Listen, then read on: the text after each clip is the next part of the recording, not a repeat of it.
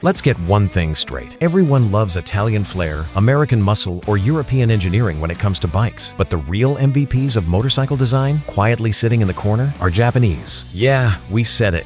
Japan makes the best motorcycles in the world, and nobody talks about it nearly enough. They don't always scream for attention, but what do they offer? Changes the game. Today we're diving into the real reasons why Japanese bikes are in a league of their own. And stick around, because one of the biggest secrets behind Japan's two-wheel domination is something most riders have never even considered. Let's start with what most riders feel, but rarely realize. Japanese bikes are built for the real world, not just for showroom hype or weekend photo ops. While other brands chase brutal horsepower or wrap their bikes in exotic materials, the big four from Japan, Honda, Yamaha, Suzuki, and Kawasaki stay focused on what truly matters, building machines that real riders can actually live with. They're smooth, reliable, comfortable, easy to ride, and just as important, easy to fix. Whether you're commuting through city traffic, touring across state lines, cruising coastal roads, or carving up tight mountain curves, a Japanese bike just works. No overcomplicated electronics, no premium quirks, no constant maintenance drama. You simply turn the key, fire it up, and ride. That kind of consistency is what made bikes like the Honda CB500, Yamaha MT-07,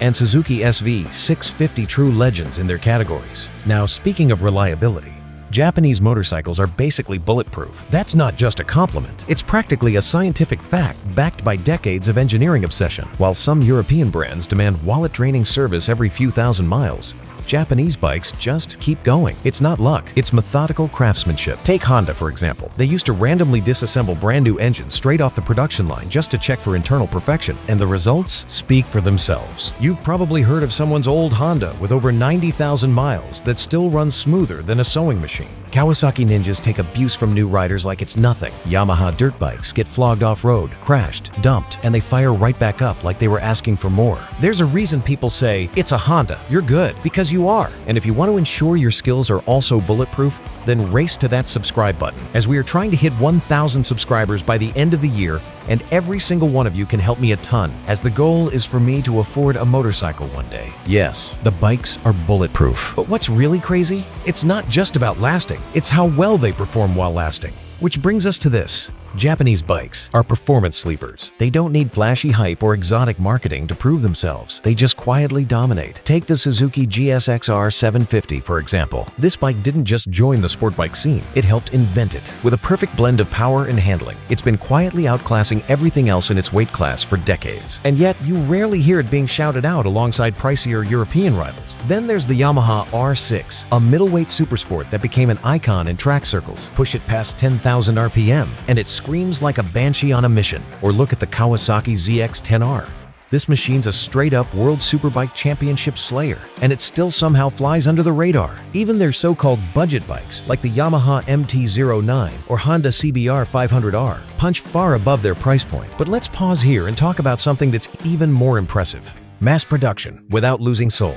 Somehow, Japanese manufacturers figured out how to produce bikes on a massive scale and still make them feel special. Other companies either build boutique machines that cost as much as a car or pump out soulless budget models. Japan found the sweet spot. They bring MotoGP-level tech to the streets. Their 600cc bikes handle like scalpel blades. Their adventure bikes cruise continents. Their cruisers are smoother than butter. And every single one feels like it was thoughtfully built, not just assembled. You don't get that kind of balance from anyone else. And if we're being honest, a big part of that comes from something Western brands can't copy: Kaizen. It's more than just a concept. It's the heartbeat of Japanese motorcycle engineering. Kaizen is the philosophy of continuous improvement, and it shows in every generation, every upgrade, every detail. Japanese engineers don't settle. They refine. They evolve. That's how the Honda Goldwing transformed from a bulky touring bike into a two-wheeled luxury machine that feels like a spaceship on the highway, loaded with tech, comfort, and bulletproof reliability. It's also how the Ninja 400 became a lightweight bike that somehow outperforms older 600cc machines. This mindset of constant progression is why Japanese bikes stay ahead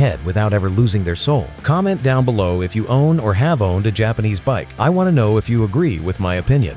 Now let's get to something most people completely overlook: affordability.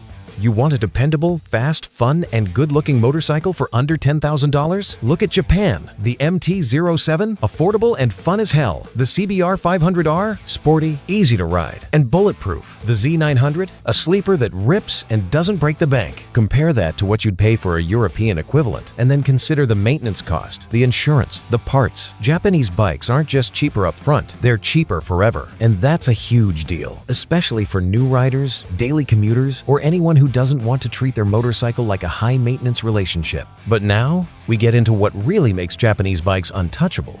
Everyone. Beginners, experts, racers, tourers, stunters, Japan makes a bike for you. New rider? The Honda Rebel 500 is stylish, easy, and forgiving. Want a tour? The Yamaha Tracer 9 GT Plus eats miles for breakfast. Adventure seeker? The Africa Twin is practically a Dakar bike with license plates. Want to drag knees on Sunday? The GSXR 1000 is waiting. No matter your riding level, your style, or your goals, there's a Japanese bike that fits like a glove. But there's one more thing that really seals the deal. Community. Japanese bikes have some of the biggest, most passionate rider communities in the world. You'll find forums, Facebook groups, track days, mod guides, part swaps, all built around these bikes. Why does that matter? Because it means you're never alone. Need advice? It's there. Need a part? Somebody has it. Want to learn to wrench? Tutorials everywhere. Leave a like if you want me to upload some guides on your favorite bikes. The aftermarket scene is massive. From full exhaust systems to custom fairings to engine rebuild kits, Japanese bikes have some of the best support in the world, and that keeps them on the road longer. Now don't get it twisted. Japan isn't perfect. They've made some flops. The Honda DN01? Confusing. Suzuki B-King? Weird. Kawasaki ZN 1300? Cool in theory, not in practice. But even their failures are interesting because they're always trying something new, always pushing. You don't build legends like the Hayabusa, the R1, or the RC51 by playing it safe.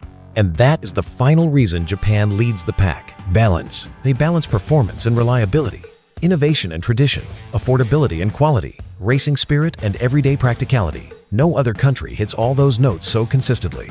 Other brands have flashes of brilliance. Italy brings passion. Germany brings precision. America brings raw power. But Japan brings everything. They make bikes that win championships, and bikes that teach first-timers how to ride, bikes that thrill you on the track, and bikes that cruise through traffic like a dream. They've earned their spot at the top not by shouting about it, but by proving it, year after year, engine after engine, mile after mile. So the next time someone brings up motorcycles and starts name-dropping Ducati, Harley, or BMW, remind them where the true GOATs come from. Japan doesn't just make motorcycles, they make riders for life. Want to see it to believe it? Check out the 250,000-mile Honda Goldwing, the 1000cc Yamaha R1 eating superbikes for lunch, the Ninja 400 outbreaking the 600cc bikes on track days, or the MT-07 wheelie monsters straight from the factory. Because once you ride a Japanese bike, you start to get it, and once you get it, there's no going back. But Japan isn't the only country that makes iconic bikes, but only a handful are actually known for having consistently good products. I made a full video on why only certain countries make the best bikes, and you can watch it now by clicking on screen. Don't forget to like and subscribe, as 99% of you aren't, and your support means a ton to me. See you in the next one.